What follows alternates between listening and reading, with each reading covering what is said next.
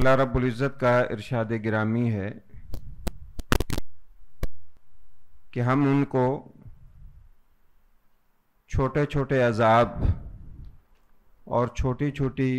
اذیتوں میں گرفتار کرتے ہیں، اور ضرور ایسا کریں گے، اور ان کا مقصد یہ ہے کہ لعلہم یرجعون، تاکہ یہ بڑے عذاب سے پہلے پہلے اللہ کی طرف لوٹ آئیں۔ کافر اور مسلمان کے اوپر جو آزمائش آتی ہے اس کا فرق یہی ہے کہ ایمان والوں کو اللہ تعالیٰ آزمائشوں اور مصیبتوں میں اس لیے ڈالتا ہے کہ یہ جو اپنے رب سے بھٹکے ہوئے ہیں اپنے رب کی طرف واپس آ جائیں۔ اس وقت ملک پاکستان جن حالات سے گزر رہا ہے شاید ہمیں اس کا اندازہ نہیں ہے کہ آدھے سے زیادہ ملک جو ہے وہ سیلاب کی تباہی کا شکار ہے۔ معاشی بدحالی کا عالم یہ ہے کہ ہم کشکول لے کے پوری دنیا میں پھر رہے ہیں کہ کوئی خیرات ڈال دے، اور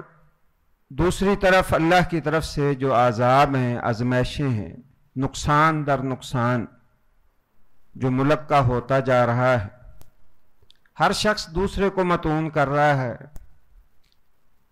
اور ہم سمیت ہر شخص جو ہے وہ اپنے آپ کو بری سمجھتا ہے اور سمجھتا ہے کہ اس کا تو اس میں کوئی کنٹریبیوشن نہیں ہے، لیکن حقیقت ایسے نہیں ہے۔ حقیقت یہ ہے کہ اس طرح کی جو آزمائشیں آتی ہیں، قومی آزمائشیں، وہ سب کے گناہوں کا وبال ہوتا ہے۔ کوئی کسی طور پہ حصے دار ہوتا ہے، کوئی کسی طرح اپنا حصہ جو ہے اس کے اندر ڈال رہا ہوتا ہے۔ جتنی تباہی سیلاب کی وجہ سے ہوئی ہے اور جتنے نقصانات ہو رہے ہیں، شاید آئندہ 5 سال بھی ہمیں اتنا قرضہ ملتا رہے IMF سے اور دیگر اداروں سے تو ان کا ازالہ نہیں ہو سکتا۔ جو جانیں ضائع ہو رہی ہیں، ہو گئی ہیں، اس کا تو حساب ہی نہیں۔ یہ اصل میں اللہ رب العزت کی طرف سے ہمارے لیے ایک سبق ہے کہ ہم اللہ کی طرف پلٹ آئیں، لیکن حکمرانوں سے لے کے نچلے طبقے تک ہم میں سے کوئی فرد بھی اس طرف سوچنے کے لیے تیار نہیں ہے۔ ابھی 14 اگست کو جشن آزادی کے نام پہ ہمارے ملک میں جو بے حیائی کا بازار گرم کیا گیا اور سرکاری سطح پہ جس طرح وہ تقریبات منائی گئی، وہ اب سب کے سامنے، اور یہ پہلی دفعہ نہیں ہوا، ہر سال ہی اسی انداز سے ذرا تھوڑا بہت انداز بدل جاتا ہے، ورنہ 19-20 کے فرق سے ہر سال ہم یہی کچھ کرتے ہیں۔ کئی دوست آپ کو تنقید کرتے ہوئے بھی نظر آئیں گے، اور یقیناً یہ تنقید بنتی بھی ہے، لیکن جو ہمارے معاشرے کا ایک نفاق ہے نا، جب تک وہ نفاق ختم نہیں ہوگا اس وقت تک ہماری تردید یا ہمارے جو ہے یہ بیانات وہ ہمارے ملک کی اصلاح نہیں کر سکتے۔ مثلا اس کے اندر جو گانا بجانا اور اسی طرح جو ہے وہ ڈانس کروایا گیا، یقیناً بہت سارے لوگ ایسے ہیں جو اس کو ڈیمیج کر رہے ہیں یا اس کو انہوں نے ڈیمیج کیا ہے کہ یہ غلط ہوا ہے، لیکن وہی لوگ جب اپنی سطح پہ آتے ہیں تو یہ سارے کام کرتے ہیں۔ شادی بیاہ کے اندر کیا ہم یہ سارا کچھ نہیں کرتے؟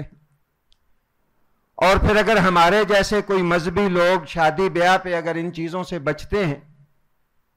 تو کیا ہمارے موبائلوں کے اندر ہم وہ سارا کچھ نہیں دیکھتے؟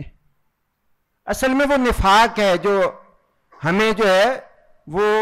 ترقی کی طرف یا ہمیں جو ہے وہ خیر کی طرف جانے نہیں دے رہا۔ ہم اگر مذمت کرتے ہیں تو اس میں بھی ہم 2 نمبری کر رہے ہوتے ہیں، اس لیے کہ ایک طرف سے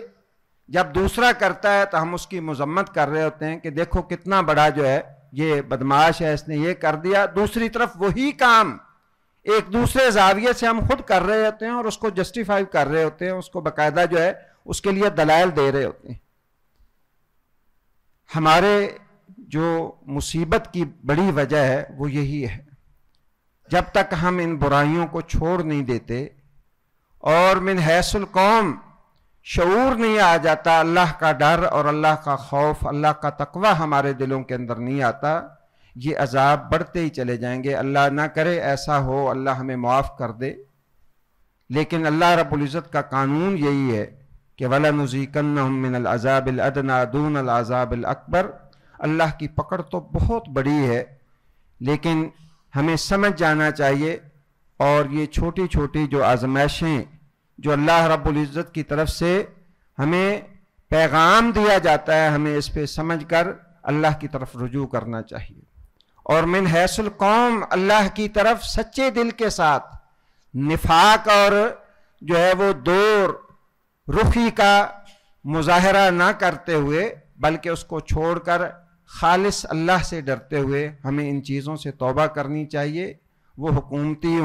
لوگ ہوں، وہ اپوزیشن کے لوگ ہوں، وہ عام معاشرے کے افراد ہوں، جب تک سچی توبہ اگر ہم نہیں کریں گے اس وقت تک یہ حالات سدھرنے ممکن نہیں ہیں۔ اور سچی توبہ یہی ہے کہ جو قاعدہ اور ضابطہ میرا اپنے لیے ہو وہ دوسرے کے لیے بھی وہی ہو۔ رسول اللہ صلی اللہ علیہ وسلم نے فرمایا تھا صوتان ملعونان، دو آوازیں لعنت والی ہیں، اور لعنت جہاں پہ پڑ رہی ہو اور من حیث القوم پڑ رہی ہو وہاں اللہ کی رحمت کیسے آ سکتی؟ ایک فرمایا کہ صوت مزمار عند نعمت،